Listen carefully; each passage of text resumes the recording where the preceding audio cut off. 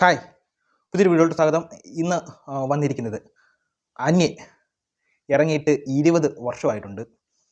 ഇന്നത്തെ വീഡിയോ ഞാൻ ഷെയർ ചെയ്യുന്നതെന്ന് പറഞ്ഞാൽ, ഞാൻ ആദ്യമായിട്ട് അന്യൻ തിയേറ്ററിൽ എനിക്ക് മിസ്സായ സിനിമ. അന്ന് ഞാൻ കൊച്ചു പിള്ളേരെന്ന് പറഞ്ഞാൽ 6ാം ക്ലാസ്സിലോ എങ്ങാണ്ട് പഠിക്കുന്ന സമയത്തായിരുന്നു. 2005 ജൂൺ 17-നാണ് അന്യൻ റിലീസാവുന്നത്. 6ാം ക്ലാസ്സിൽ പഠിക്കുന്ന സമയം തോന്നുന്നു. തിയേറ്ററിൽ അന്ന് അറിയാലോ, പിള്ളേരൊക്കെ ആ സമയത്ത് തിയേറ്ററിലൊക്കെ പോയി കാണാൻ ഭയങ്കര പാടായിരിക്കും. വീട്ടുകാരൊക്കെ വിട്ടിട്ട് പോയി കാണണം. പ്രത്യേകിച്ച് ഞാൻ അന്ന് പഠിച്ച സ്കൂളെന്ന് പറഞ്ഞാൽ ടൗണിലുള്ള ഒരു സ്കൂളല്ലായിരുന്നു, ഒരു പട്ടിക്കാട് എന്ന് പറഞ്ഞാൽ ITM BHSS മഞ്ഞക്കാല. ആ സമയത്തൊന്നും 10ാം ക്ലാസ് വരെ അങ്ങനെ തിയേറ്ററിലൊന്നും പോകാൻ എനിക്ക് പറ്റിയിട്ടില്ലായിരുന്നു. പിന്നെ ടൗണിലോട്ട് +1 +2 ഒക്കെ ടൗണിലോട്ടായിരുന്നു. അതിനുശേഷമാണ് തിയേറ്ററിലൊക്കെ അല്ലാതെ പോയി സിനിമ കാണാൻ തുടങ്ങിയത്. അപ്പോൾ ഇന്ന് പറഞ്ഞതെന്ന് പറഞ്ഞാൽ അന്യൻ ഞാൻ ആദ്യമായിട്ട് കണ്ട ഒരു കഥ. ഈ കഥയെന്ന് പറഞ്ഞാൽ എൻ്റെ മനസ്സിലെ ഒരു വലിയൊരു സ്റ്റോറിയാണ്. ആ ഒരു സ്റ്റോറിയാണ് ഞാനിന്ന് നിങ്ങളുമായിട്ട് ഷെയർ ചെയ്യുന്നത്. അപ്പം വീഡിയോ അവസാനം വരെ ഒന്ന് കാണണം. ഈ ഒരു ചാനൽ ഒന്ന് സബ്സ്ക്രൈബ് ചെയ്യണം. ഈ അന്യനാണെങ്കിൽ റിലീസ് ചെയ്ത് 4K ഒന്ന് കാണാൻ ഭയങ്കര ആഗ്രഹമാണ്. അതിൻ്റെ എല്ലാ ആഗ്രഹവും ഞാൻ ഈ വീഡിയോയുടെ ഷെയർ ചെയ്യുന്നുണ്ട്. ഈ ജൂൺ 17, 2005 ഈ സമയത്ത് അന്നത്തെ കൂട്ടൊന്നുമല്ല. ഒരു സിനിമ ഇറങ്ങിയിട്ട് റിവ്യൂ വരണമെങ്കിൽ 1-2 മാസമൊക്കെ ആവും. പിന്നെ മൗത്ത് പബ്ലിസിറ്റി അതാണ് വേണ്ടത്. ആ സിനിമ കണ്ടിട്ട് അന്ന് ഓരോരുത്തർ വന്ന് കഥ പറയാൻ തുടങ്ങി. അന്ന് നമുക്ക് ഈ വീട്ടിൽ നിന്ന് വെളിയിൽ പോകാൻ പറ്റുന്നില്ല, അങ്ങനെ ഭയങ്കര പ്രശ്നങ്ങളൊക്കെയാണ്. അപ്പം ഇതുപോലെ ഓരോരുത്തർ വന്ന് കഥ പറയാൻ തുടങ്ങി. ഇതിനകത്ത് ഒരു ഫൈറ്റ് ഉണ്ട്. ആ ഫൈറ്റാണ് എല്ലാവരും കാണേണ്ടതെന്ന് പറഞ്ഞാൽ, ഒരു കരോട്ടക്കാരന്മാരുമായിട്ടൊരു ഫൈറ്റ് ഉണ്ടെന്ന് പറഞ്ഞു. അന്ന് കൊച്ചിയിലിരുന്ന് ഓരോരുത്തർ കണ്ടിട്ട് വന്ന് കഥ പറയുന്നത്. അപ്പോൾ അത് കഴിഞ്ഞിട്ട് ഇതിനകത്ത് 3 വേഷത്തിൽ വരുന്നുണ്ടെന്ന് പറഞ്ഞു. ഈ 3 വേഷം എന്ന് പറയുമ്പോൾ നമ്മളൊക്കെ കൊച്ചു പിള്ളേരല്ലേ, ഇത് എന്തോ 3 വേഷം എന്ന് പറഞ്ഞാൽ എങ്ങനെയാണെന്നൊന്നും എനിക്കറിയത്തില്ല. നമുക്കറിയത്തില്ല. പക്ഷേ അതിനകത്ത് ഓരോരുത്തർ കഥ പറയുമ്പോൾ നമുക്ക് ഇത് എങ്ങോട്ട് നമ്മളുടെ മൈൻഡ് അങ്ങ് പോകും. അല്ലെ നമ്മളെല്ലാം മുത്തശ്ശി കഥകൾ കേൾക്കുന്നതിൻ്റെ കൂട്ട് ഓരോരുത്തർ കഥ പറഞ്ഞ് നമ്മുടെ മൈൻഡൊക്കെ അങ്ങ് വല്ലാതെ അങ്ങ് ഫീലാക്കി ആ സിനിമ കാണണം എന്നുള്ളൊരു ഫീലിംഗ് ആക്കി വെച്ചു. അങ്ങനെ 1 വർഷം കഴിഞ്ഞ് അപ്പോൾ അന്യൻ ഇറങ്ങി. അന്യൻ്റെ ഒരു ഓളം എന്ന് പറഞ്ഞാൽ ആ സമയത്ത് ഭയങ്കര ഓളമാണ്. ഈ സിനിമ കണ്ടിട്ട് ഓരോരുത്തർ മുടി നീട്ടി വളർത്തുന്നു. ഭയങ്കര റെമയുടെ ഗെറ്റപ്പ് പിടിക്കാൻ. അന്ന് റെമയുടെ സ്റ്റൈല് അന്ന് ധോനിക്കുണ്ടായിരുന്നു. ഞാനാണെങ്കിൽ അന്ന് ധോനി അന്ന് കത്തി നിൽക്കുന്ന സമയം എന്ന് പറഞ്ഞാൽ ഒറ്റയ്ക്ക് തന്നെ കളി ജയിപ്പിക്കാൻ പറ്റിയ ഒരു ആളായിട്ട്, എന്നിട്ട് പവർഫുൾ ധോണി, ഇപ്പം കാണുന്ന ധോണിയല്ല, പവർഫുൾ ധോണി. അപ്പോൾ അന്ന് എനിക്ക് ധോണിയുടെ പേരറിയാത്തതുകൊണ്ട് അന്ന് ധോണിയെ ഞാൻ മെൻഷൻ ഓരോരുത്തരടുത്ത് പറഞ്ഞത് റെമോയുടെ ലുക്കുള്ള ആ പുള്ളി എന്ന് പറഞ്ഞുകൊണ്ടാണ് ഞാൻ മെൻഷൻ ചെയ്യുന്നത്. പിന്നെയാണ് എനിക്ക് ധോണിയുടെ പേരൊക്കെ എനിക്ക് മനസ്സിലായത്. കൊച്ചു വരുമ്പോൾ അന്ന് നോക്കണം. അന്ന് ഞങ്ങളുടെ വീട്ടിൽ അന്ന് TV കേടായിരുന്നു.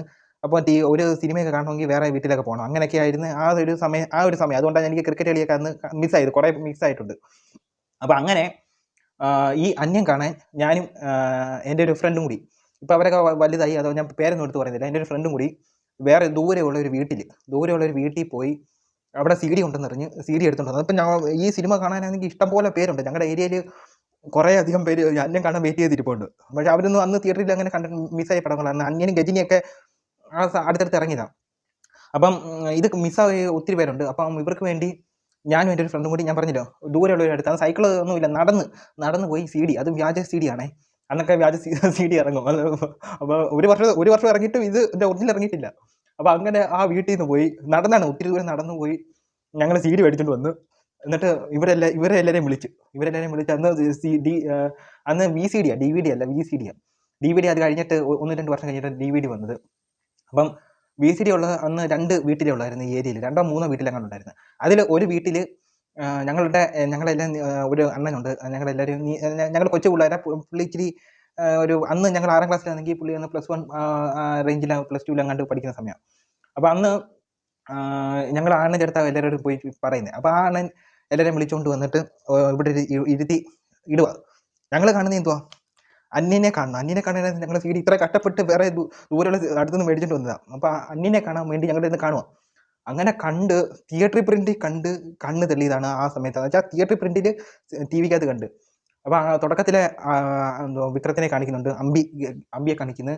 അത് കഴിഞ്ഞിട്ട് പിന്നെ അന്യൻ മറ്റേ കൊച്ചു ഖനീഫയെ കൊല്ലുന്ന ആ റോളിൽ വരുന്നുണ്ട്. അത് കണ്ട് നമ്മൾ അത് കാണാനായിരുന്നു ഇരുന്നത്. അന്യൻ്റെ ആദ്യത്തെ ഇൻട്രോ അവിടെ വെച്ചായിരുന്നു.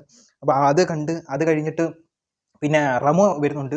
അങ്ങനെ റെമോയുടെയൊക്കെ സീൻ കണ്ട്, പക്ഷേ ഇതിൻ്റെ അകത്തെ കഥ കുറേ പേര് നേരത്തെ മുന്നേ പറഞ്ഞു തരുന്നതുകൊണ്ട് നമുക്കത് കാണുമ്പോൾ അറിയാം. അപ്പോൾ അത് കാണാതെ വരുന്നൊരു സീനുണ്ട്. അപ്പോൾ ആ തിയേറ്ററിൽ പ്രിന്റിൽ കണ്ട് കണ്ണ് തെളിയതാണ്. ഇൻ്റർവെൽ സീൻ എന്ന് പറഞ്ഞാൽ ഒന്നാമത്തെ CD തീരുന്ന ഒരു സമയം. ഒന്നാമത്തെ CD തീരുന്ന സമയമായപ്പം ഈ ഏതാണെന്ന് ഞാൻ പറയാം, മറ്റേ പുഴുവിനെ ഇട്ട് കൊളയട്ട ഇട്ട് കൊല്ലുന്ന ഒരു സീനുണ്ടല്ലോ, അവിടെ വെച്ചാണ് ഇൻ്റർവെൽ. നമ്മുടെ അതൊക്കെ എനിക്ക് ചെറിയ ഓർമ്മയുണ്ട്, കാരണം അത് തിയേറ്റർ പ്രിന്റ് അല്ലയോ. അത് കഴിഞ്ഞ് രണ്ടാമത്തെ CD അങ്ങോട്ട് ഇടാൻ തുടങ്ങിയപ്പോൾ കറണ്ട് പോയി. പിന്നെ കറണ്ട് നോക്കിക്കോണം, അന്ന് ഇത് കാണാനുള്ള ആകാംക്ഷ ഉണ്ടായി. കറണ്ട് പോയി. കറണ്ട് വന്ന് അന്ന് കുറച്ച് ഒരു അരമുക്കാൽ മണിക്കൂർ കഴിഞ്ഞപ്പോൾ കറണ്ട് വന്നു തോന്നുന്നു. കറണ്ട് വന്നിട്ട് പിന്നെയും അതിന് രണ്ടാമത്തെ CD ഇടാൻ വേണ്ടി ഇട്ടപ്പം എന്തുവാ CD എടുക്കുന്നില്ല. CDയുടെ എന്തോ കംപ്ലൈൻറ്റ് കൊണ്ട് CD എടുക്കുന്നില്ല. അപ്പോൾ അവിടെ വെച്ച് നിർത്തിയതാണ്. പിന്നെ അത് കഴിഞ്ഞ് ഇത് മൊത്തം കാണുന്നതെന്ന് പറഞ്ഞാൽ 1 വർഷം കൂടെ കഴിഞ്ഞ് DVDയുടെ ട്രെൻഡ് ആയി കഴിഞ്ഞപ്പോഴാണ് ഈ സിനിമ മൊത്തം ഒന്ന് കാണുന്നത്. അപ്പോഴും ഇതിൻ്റെ ട്രെൻഡ് പോയിട്ടൊന്നുമില്ല. അപ്പോൾ നിങ്ങളൊന്ന് ആലോചിച്ച് നോക്കണം, ഈ എന്തും വേണ്ടി ആ 2005 സോഷ്യൽ മീഡിയ ഒന്നും അത്ര ആക്റ്റീവ് ആവാത്ത സീനിൽ എന്തും വേണ്ടി ഈ ഒരു പടം ഓരോരുത്തരെ സ്വാധീനിച്ചിട്ടുണ്ടെന്ന് നിങ്ങളത് മനസ്സിലാവണം. പിന്നെ ഇത് മാത്രമല്ല, ഈ സിനിമയ്ക്കകത്ത് ഒത്തിരി ടെക്നോളജി വെച്ചായാലും എന്നുവെച്ചാൽ ശങ്കർ രാജമൗലിയെക്കാട്ടിന് മേളിൽ നിൽക്കുന്നുണ്ടെങ്കിൽ അത് ഈ ഒരു സിനിമയായിരിക്കും. ശങ്കർ ഈ സിനിമയൊക്കെ ചെയ്യുന്ന സമയത്ത് രാജമൗലി എന്തോ പിച്ച് എടുത്തുകൊണ്ടിരിക്കുക. പക്ഷേ ഇപ്പോഴും രാജമൗലി സിനിമയായിട്ട് കമ്പയർ ചെയ്യുമ്പം കുറച്ച് മേളിൽ നിൽക്കുന്നത്, കമ്പയർ ചെയ്യുമ്പോൾ ശങ്കർ മേളിൽ നിൽക്കുന്നുണ്ടെങ്കിൽ അത് അന്യം കൊണ്ടായിരിക്കും.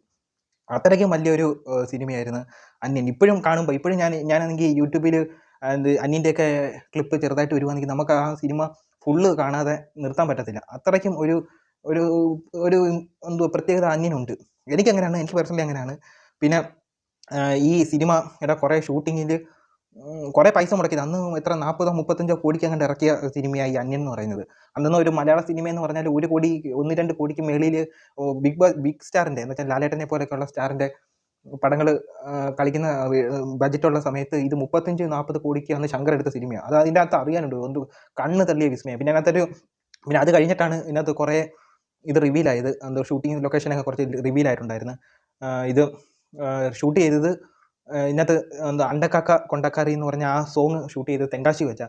തെങ്കാശിയിൽ ശങ്കർ ആ ഒരു ഗ്രാമം മൊത്തം വാടകയ്ക്കെടുത്ത് അതിനകത്ത് ആർട്ട് വർക്ക് ചെയ്താൽ അത് ഷൂട്ട് ചെയ്തത്. പിന്നെ അത് മാത്രമല്ല, അതിനകത്ത് ഒരു പാറയുണ്ടല്ലോ, അന്യൻ പാറ എന്ന് പറഞ്ഞൊരു സോങ് ഉണ്ട്. അണ്ടക്കാക്ക കൊണ്ടക്കാരിക്കകത്ത് രജനീകാന്തിൻ്റെ കമലഹാസൻ്റെ ഒക്കെ ഒരു പടം വരച്ചൊരു പാറയുണ്ടല്ലോ, അത് തെങ്കാശിക്ക് എടുത്തായിരുന്നു. ഞങ്ങൾ ഇതേപോലെ ഒരു മ്യൂസിക്കൽ വീഡിയോ ചെയ്യുന്ന സമയത്ത് ഞങ്ങൾ അവിടെ എൻ്റെ ഒരു നിർബന്ധപ്രകാരം അവിടെ വെച്ച് ചെയ്യണമെന്ന് ഭയങ്കര ആഗ്രഹമുണ്ടായിരുന്നു. പിന്നെ ലേഡീസൊക്കെ കുറച്ചുണ്ടായതുകൊണ്ട്, ദൂരം കുറച്ചുണ്ടായതുകൊണ്ട്, ദൂരം എന്ന് പറഞ്ഞാൽ ഇവിടെ നമ്മളെ വെച്ച് നോക്കുവാണെങ്കിൽ ഒരു 10-60 കിലോമീറ്ററിനകത്തുണ്ട് തെങ്കാശിയിലോട്ട് 65-ന് മേളിൽ പ്ലസ് എങ്ങാണ്ടുണ്ട്. അപ്പോൾ അവിടെ വരെ ലേഡീസിനെ കൊണ്ടുവന്നതും പിന്നെ പൈസ ഇത് കൊണ്ടുപോകാണ് ഒരു ഇത് മാറ്റിയത്. അങ്ങനെ പിന്നെ അതിനകത്ത് കരോട്ടക്കാരന്മാരുമായിട്ടുള്ള ഫൈറ്റ് അത് വലിയൊരു ഹാളിലാണ് അത് ഷൂട്ട് ചെയ്തേക്കുന്നത്. അതും റിവീൽ ചെയ്തിട്ടുണ്ടായിരുന്നു. അത് ഏറ്റവും ബെസ്റ്റ് ടെക്നോളജി കൊണ്ടുവന്ന് 360 ഡിഗ്രി ക്യാമറ വെച്ച്, എന്നിട്ട് ആദ്യമായിട്ട് ഇന്ത്യൻ സിനിമയിൽ ആദ്യമായിട്ട് 360 ഡിഗ്രി ക്യാമറ വെച്ച് അതിനകത്ത് അറിയാനുണ്ട്, ഇങ്ങനെ പൊങ്ങുമ്പോൾ കറങ്ങി കാണിക്കുന്നില്ല, അതൊക്കെ ആ ഒരു എഫക്റ്റാണ്. ആദ്യമായിട്ട് ഒരു ഇന്ത്യൻ സിനിമയിൽ അതൊക്കെ ആദ്യമായിട്ടാണ് ശങ്കർ കൊണ്ടുവരുന്നത്. അത് മാത്രമല്ല ഗ്രാഫിക്സ്, അന്നത്തെ ഏറ്റവും നല്ല ഗ്രാഫിക്സ്, പിന്നെ ചൈനയിലെ ഏറ്റവും നല്ല ലൊക്കേഷൻ, പിന്നെ റമയുടെ ആ സോങ്ങൊക്കെ കണ്ണും നോക്കിയ അത് വിദേശത്ത് പോയി ഷൂട്ട് ചെയ്ത് അതിൻ്റെ ലൊക്കേഷൻ അതെല്ലാം ആ സമയത്ത് കണ്ണ് മഞ്ഞളിച്ച് പോയി. എന്ന് വെച്ചാൽ ആ സമയത്തുള്ള ലൊക്കേഷൻ കണ്ട് നമുക്കിതൊന്നും അറിയത്തില്ല, ആ സമയത്ത് ഗ്രാഫിക്സ് ഒന്നും അറിയത്തില്ല. പക്ഷേ അല്ലാതെ കണ്ടിട്ട് തന്നെ എന്ത് രസമായിരുന്നു. പിന്നെ ഫൈറ്റ്, ഇത് പീറ്റർ ഹെയിൻ്റെ ഫൈറ്റ്, ഇതെല്ലാം കണ്ട് ഹാരിസ് ജയരാജിൻ്റെ ഏറ്റവും നല്ല മ്യൂസിക് ഇപ്പോഴും ഞാൻ ഇതുപോലെ ഹെഡ്സെറ്റ് വെച്ച് കേൾക്കുന്ന ഒരു മ്യൂസിക്കാണ് അന്യനകത്തെ സോങ്ങൊക്കെ. വിക്രത്തിൻ്റെ ഏറ്റവും നല്ല പെർഫോമൻസ്, വിക്രം ഇപ്പോഴും എല്ലാവരും മുന്നിൽ പിടിച്ച് നിൽക്കുന്നുണ്ടെങ്കിൽ അത് അന്യൻ ഉണ്ടായതുകൊണ്ട് മാത്രമേ. വേറെ പുള്ളിയുടെ പെർഫോമൻസ് വന്നിട്ടുണ്ടെങ്കിലും അന്യൻ്റെ മേളിൽ ഒരു പെർഫോമൻസ് ഇതിലായിട്ടും വിക്രം അയക്കാത്തുണ്ടെങ്കിലും കമ്പയർ ചെയ്യുമ്പോൾ അന്യൻ തന്നെയാണ് ഏറ്റവും ബെറ്റർ ആയിട്ടുള്ളത്. അപ്പം ഇത്രയും വലിയൊരു സിനിമ ഇന്ന് ഇറങ്ങിയിട്ട് 20 വർഷമായി. ഇപ്പോഴും എനിക്ക് എൻ്റെ ഒരു ആഗ്രഹം എന്ന് പറഞ്ഞാൽ ഈ 4K റിലീസ് കാണാൻ ഭയങ്കര ആഗ്രഹം എന്ന് പറഞ്ഞാൽ എൻ്റെ ഈ ഇതുപോലത്തേക്കുള്ള എഫക്റ്റുള്ള സിനിമകൾ 4K കാണാൻ അടിപൊളി രസമായിരിക്കും.